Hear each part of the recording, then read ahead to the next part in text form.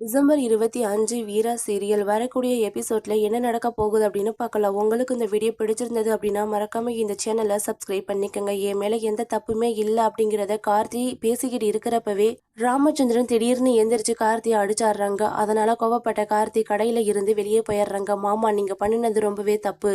கார்த்தி என்ன சொல்ல வராருங்கிறதையே நீங்க காதுல வாங்காம அவரை நீங்க இப்படி அசிங்கப்படுத்திருக்க கூடாது. அவர் மேல எந்த தப்புமே இல்லை அப்படின்னு தெரிஞ்சதுக்கு அப்புறமா நீங்க பின்னாடி ரொம்ப வருத்தப்பட போறீங்க அப்படின்னு சொல்லிட்டு வீரா வெளியே போயிடுறாங்க. மறுபடியும் ராமச்சந்திரனை அசிங்கப்படுத்தின அந்த நபர் கடைக்குள்ள வர்றாங்க. நீங்க எதுக்காக மறுபடியும் வந்திருக்கிறீங்க? எங்க மாமாவை அசிங்கப்படுத்துறதுக்காக வந்திருக்கிறீங்களா? பேசாம நாங்க 5 லட்சம் ரூபாய்க்கு அந்த துணியை வாங்கியிருக்கிறோம். உங்களுக்கு 2 லட்சம் ரூபாய்க்கு வேணும்னா ரிட்டர்ன் பண்றோம். அந்த துணியை எடுத்துட்டு நீங்க இங்க இருக்காதீங்க, போயிருங்க அப்படின்னு சொல்றாங்க. வீரா வந்தாடுறாங்க. நான் தான் அவரை கூட்டிட்டு வந்தேன், நீ எதுவும் பேசாத கண்மணி.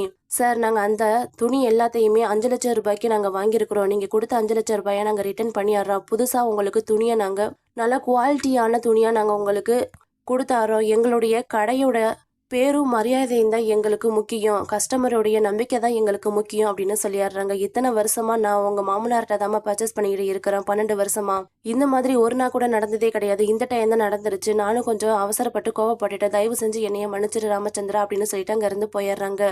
ரொம்ப நன்றிமா. நான் என் மேல நம்பிக்கை வச்சிருந்தாங்க, அவங்கள ஏமாத்திட்டோமோங்கிற குற்ற உணர்ச்சியில தான் நான் இவ்வளவு தூரம் கோவமா நடந்துக்கிட்டேன். வீரா, நான் என்ன செய்யணும்னு நினைச்சேனோ அதை தான் நீ செஞ்சிருக்கிற. மறுபடியும் பணத்தை நம்ம சம்பாதிச்சுக்கலாம், ஆனா நம்பிக்கையை நம்மளால சம்பாதிக்க முடியாது. அதை நீ மறுபடியும் கொண்டுட்டு வந்துட்ட இந்த கடைக்குள்ள. ரொம்ப நன்றி அப்படின்னு எல்லாரும் முன்னாடியுமே வீரா கிட்ட நன்றி சொல்றாங்க ராமச்சந்திரன். கார்த்தி வீட்டுக்கு வந்துட்டு எல்லா பொருளையுமே தூக்கி போட்டு உடைக்கிறாங்க. நான் இனிமேல் இந்த வீட்டுல இருக்கவே மாட்டேன் அப்படின்னு ட்ரெஸ் எல்லாம் எடுத்துட்டு வீட்டை விட்டு கிளம்புறாங்க. நம்ம வள்ளியும் மாறனும் எவ்வளவோ சொல்றாங்க, ஆனா கேட்கவே இல்லை. உடனே வீரா வந்துட்டு நீ வீட்டை விட்டு கிளம்புறியா, கிளம்பு, போய்கிட்டே இரு அப்படின்னு சொல்லிடுறாங்க. என்ன பேசிக்கிட்டு இருக்கிற அப்படின்னு மாறன் கேட்குறாங்க. முதல்ல கொஞ்சம் நில்லு கார்த்தி. நீ இந்த வீட்டை விட்டு வெளியே போனா உன் மேல இருக்கிற திருட்டு பலி போயிருன்னு நீ நினைக்காத. இவன் மேல எல்லா தப்புமே இருந்திருக்குது, அதனாலதான் வீட்டை விட்டு போயிட்டான் அப்படின்னு எல்லாருமே தப்பா தான் பேசுவாங்க. உன் மேல எந்த தப்புமே இல்லை அப்படிங்கறத நிரூபிச்சுன்னு நீ வீட்டை விட்டு போ அப்படின்னு சொல்லிடுறாங்க. கார்த்தி அதனால போகாம வீட்லயே இருக்கிறாங்க. கார்த்தி எந்த குடோன்ல இருந்து ட்ரெஸ்ஸை நல்ல குவாலிட்டியில வாங்கினானோ அதே குடோனுக்கு மாறனும் வீராவும் கால் பண்ணி பேசுறாங்க. நல்ல துணியா தான் நாங்க கொடுத்தோம் அப்படின்னு சொல்லிடுறாங்க. அப்ப கடையில நம்ம கணக்கா பிள்ளை தானே துணி எல்லாத்தையுமே தரமானதான்னு செக் பண்ணிருப்பாரு. அவர்கிட்ட கால் பண்ணி கேட்கலான்னு அவர்கிட்ட கால் பண்ணி கேக்குறாங்க. தம்பி, நான் அந்த துணியெல்லாம் செக் பண்ணல. நம்ம கண்மணி மேடம் புதுசா சேர்த்திருந்தாருல, அந்த சூப்பர்வைசர் தான் அதை போய் செக் பண்ணாரு அப்படின்னு சொல்லிடுறாங்க. அந்த சூப்பர்வைசருக்கு கால் பண்ணி பார்த்தா போன் சுவிட்ச் ஆப்ல இருக்குது. எல்லா இடத்துலயுமே தேடி பாக்குறாங்க. அந்த சூப்பர்வைசர் காணோம், தலைமறைவா ஆயிட்டான். ஆனா அவன் சரியான ஒரு குடிகாரன். அதனால ஒரு பெரிய ஒயின் ஷாப்ல போய் தண்ணி அடிச்சுக்கிட்டு இருக்கிறான். அத மாறன் கண்டுபிடிச்சாடுறாங்க. அவனை அடின்னு அடிச்சு தரன்னு கடைக்கு இழுத்துட்டு வந்தாடுறாங்க.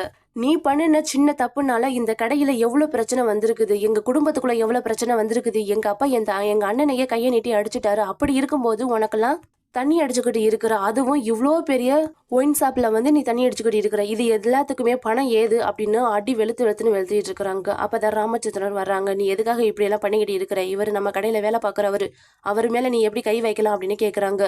இங்க நடந்த எல்லா பிரச்சனைக்குமே காரணம் இவன் தான்.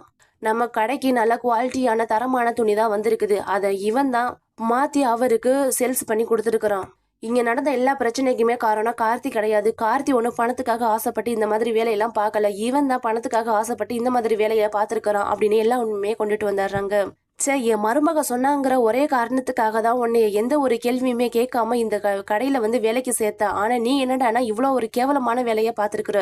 இதுக்கப்புறமா இந்த கடைக்குள்ள உன்னைய நான் பார்க்கவே கூடியாது. மரியாதையா இங்க இருந்து ஓடி போயிரு அப்படின்னு சொல்லிடுறாங்க. ராமச்சந்திரன் நம்ம கார்த்திகிட்டையும் மன்னிப்பு கேட்டாடுறாங்க. இதனால கார்த்தி ரொம்பவே பெருமையா நினைக்கிறாங்க. ரொம்ப நன்றி வீரா, இது எல்லாமே உன்னாலதான் நடந்துச்சு. நீ மட்டும் அன்னைக்கு சொல்லாம இருந்திருந்தானா நான் திருட்டு பள்ளியோட தான் வீட்டை விட்டு போயிருப்பேன். இப்படி எங்க அப்பா என்கிட்ட மன்னிப்பு கேட்டு என்னோட மரியாதையை திரும்ப கொடுத்துட்டாரு அப்படின்னு எல்லாருமே வீராவுக்கு நன்றி சொல்றாங்க. ஆனா கண்மணியுடைய கோபம் இன்னும் அதிகமாகிக்கிட்டே இருக்குது.